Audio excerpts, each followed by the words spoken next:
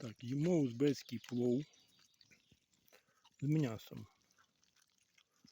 Мама вибирає самі більші куски м'яса.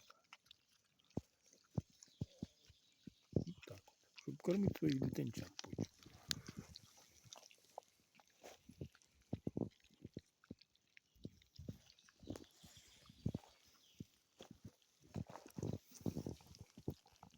І воду п'ють.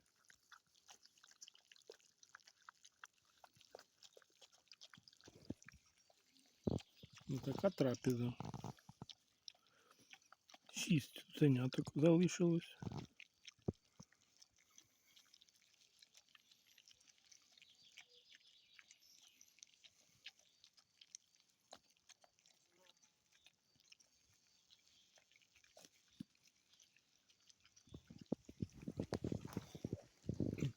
Така трапеза.